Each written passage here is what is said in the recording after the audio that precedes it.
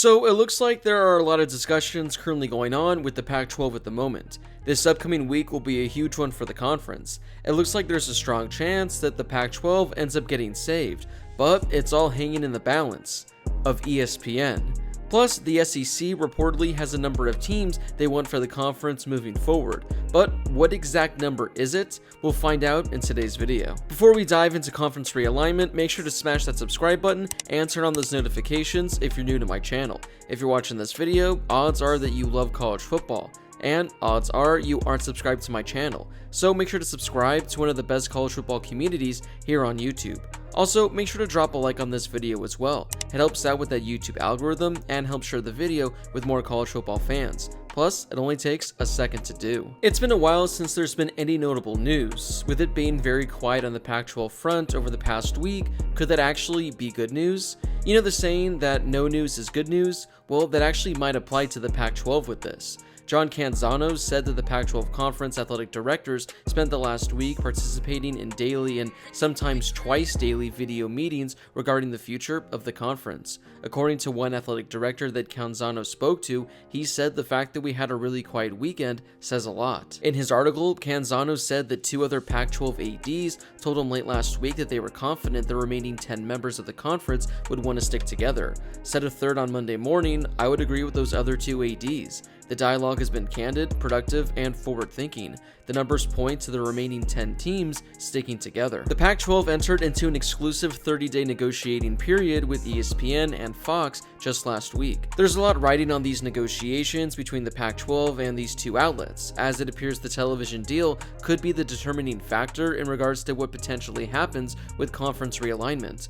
According to the article, the prevailing sentiment is that the Pac-12 members are currently unified. Bob Thompson, who was the former president of the Fox Sports Network, talked about just how big this ESPN deal is for the Pac-12 and how it could potentially save the conference. According to Canzano's article, Thompson said that ESPN needs the Pac-12 more than anybody and will likely pay more than anybody else. They like what the West Coast has to provide for football, and they might actually be able to make something out of the Pac-12 networks. Plus, they also desperately need content for ESPN+. By the sound of things, the Pac-12 will survive if ESPN reaches an agreement with the conference during this negotiating window that ensures the 10 remaining universities have a reasonable annual payout moving forward.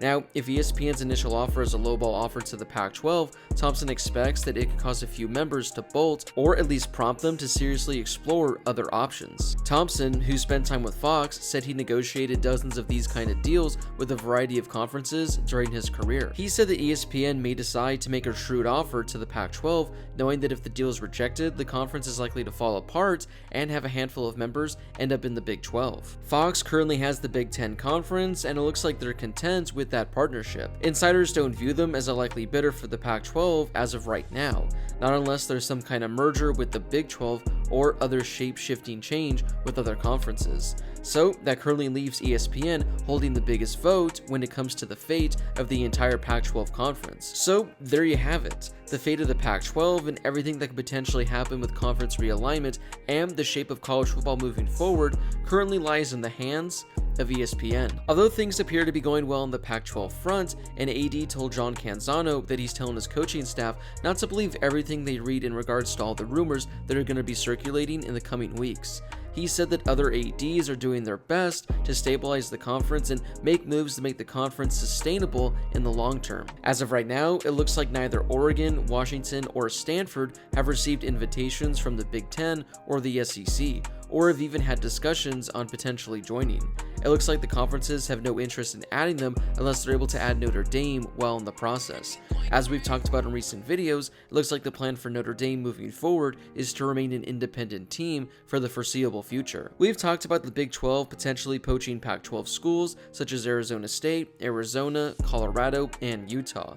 Canzano is reporting that he's been told that those four corner universities wouldn't leave unless the conference splintered apart first, which looks less likely to happen than it did a week ago. As he writes in his article, if those four teams ditched, they'd be trading the TV markets in Seattle, Portland, and the Bay Area for ones in Dallas, Houston, and Orlando. The West Coast television market really matters to ESPN in particular. It already has the ACC and SEC under contract. From a television strategy standpoint, the Pac-12's foothold in the Pacific time zone is advantageous. There will continue to be more discussions as the week goes on. I guess as this continues to progress, the less we hear, the better things might be going for the Pac-12. Alright, so there's the latest news in regards to one conference, or should I say the latest non-news in regards to the Pac-12. So with that out of the way, what's going on with the SEC at the moment? According to a report, the preference of the SEC presidents is not to expand beyond 16 teams. In the report, an athletic director said that the conference is positioned at 16 teams for a robust future. The need just isn't there at the moment and likely won't come. They said that they don't see any expansion move as threatening to the conference. Essentially, having USC and UCLA leave for the Big Ten didn't move the needle for them whatsoever. And honestly, can you really blame them? Now, of course, they very well could be fine with 16 teams, but at the end of the day, money talks. And what happens if a few years down the road, the Big Ten manages to add a few more teams? Then we'll see if they're saying the same things that they are now. When asked if Notre Dame to the Big Ten would be a threatening move, the SEC source in the article said, "Why? I'll put our product versus anyone's product. So we're going to just add schools to add schools? There's no value in that." A move that could force the SEC to change its stance would be the Big Ten adding Notre Dame and adding a few more teams to get to 20, truly forming a super conference. If, and until then, any thought of SEC expansion isn't the preference. But the way things are looking, it looks like the Big Ten is done adding for now. Well, at least so we think. According to the article, any addition to the conference would have to be a significant addition that checks multiple boxes, including a blue blood brand, an elite television draw, and the right fit. The right fit is as big of a factor as revenue. Now, I don't blame the SEC for feeling that they have enough. I mean, it's by far the best conference in college football, and they'll continue to be the best even with the Big Ten's latest additions. There's no need for them to expand anytime soon, and it looks like they have no intentions of adding North Carolina or any of these other rumored schools. That's at least good news, meaning they have no interest in poaching from other conferences. We've talked about how difficult it would be for ACC teams to leave the conference, so they seem like they'll stand put. At this current rate, it looks like the only other move that seems realistic is if those 4 Pac-12 teams leave for the Big 12. And as the days go on, even that is starting to seem really unrealistic. So that wraps it up for today's realignment talk. Do you guys think that the Pac-12 and ESPN will eventually come to a deal that'll save the conference, or do you think it'll still eventually fall apart? Also, do you believe the report that the SEC has no interest in adding more teams and sticking with 16? Whatever your thoughts are on both topics I discussed today, let me know in the comment section down below. Before you leave, make sure to smash that subscribe button and turn on those notifications if you're new to my channel. If you love college football, then this is definitely the place for you. Also, make sure to drop a like on this video as well. It helps out with that really confusing YouTube algorithm, and it helps share the video with more college football fans. Plus, it only takes a second to do. As always, thank you guys so much for watching. I really do appreciate it, and I'll see you all in my next video.